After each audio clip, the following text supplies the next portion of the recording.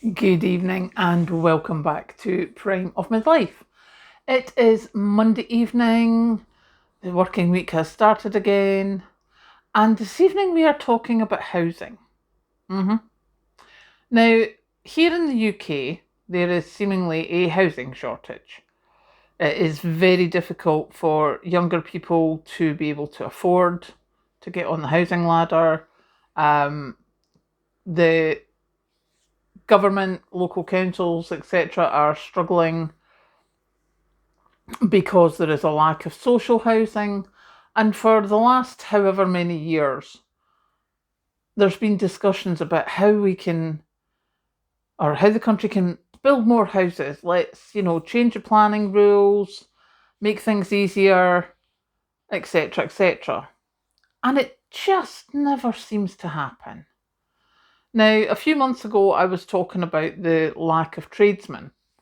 And I saw an article recently where they said, why would youngsters want to go and be an apprentice? But funnily enough, today I saw an article saying, why would companies take on apprentices? And I was like, because you need the trade, surely. And then I looked. Now, I know from previous employment that construction firms have to pay a levy for apprenticeship training. And I know that apprenticeship training isn't the same as it was when I was young. There's more college time, etc. But this article was talking about what it would cost a company to bring on an apprentice. So you've got the apprentice. Now, all right, they don't get a lot of wages, but you've already paid the apprenticeship levy as well. So young person comes on board and they've got to learn things. So they can't drive 90% of the time when they first start because learning to drive is expensive. So they can't go and pick up materials by themselves. Also, they're just learning.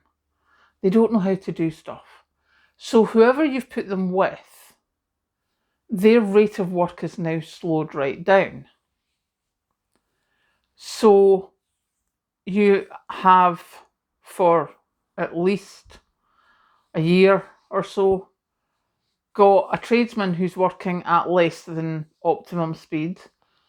You've got the apprentice who's learning, so is at less than optimum speed. And it takes approximately 3 years. They've got days off for college as well, remember. So it takes approximately 3 years for a trade apprenticeship. And the company that does the training, then once they're fully qualified, has a fully qualified person. But then what happens quite frequently is they will move jobs because companies who are not training apprentices will get them in for more wages because they can pay higher wages. They don't have the loss of money or the time it takes, etc. So that is one thing that I hadn't thought of. And the other thing that I saw today was the planning with water.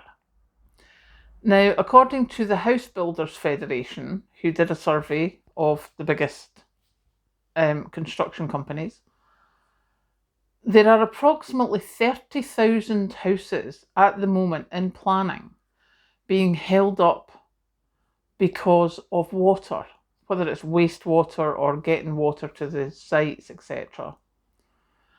And this is even although these water companies have paid hundreds of millions of pounds to water companies for them to upgrade the infrastructure.